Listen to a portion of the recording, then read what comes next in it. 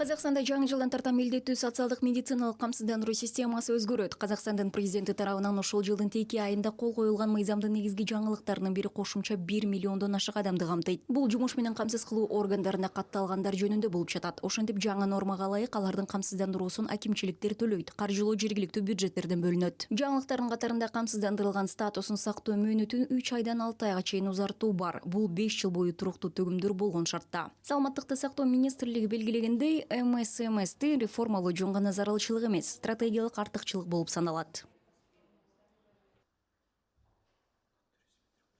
Мы начнем частичный возврат первоначально. Биз 2015-жылы Казакстандын ММК жөнүндө мыйзамынын биринчи редакциясында каралган баштапкы каржы моделини жарым-жартылай кайтып баштайбыз. Бул мамлекеттин төгүмдөрүнүн ставкалары бүгүнкү 2%га каршы 7% деңгээлинде бекитилген. Бул жумушчулар жана иш берүүчүлөр үчүн төгүмдөрдү көбөйтпөөгө, медициналык жардам системасын узак мөөнөттүү келечекте колдоого мүмкүндүк берет. Этап менен көбөйтүүнүн натыйжасында мамлекеттин төгүмдөрүнүн ставкасы ушул жылдагы 2%дан 2037-жылы 4,7%га чейин өсөт. Бул саламаттыкты сактоо системасына 2,8 триллион кошумча каражат алууга мүмкүндүк берет.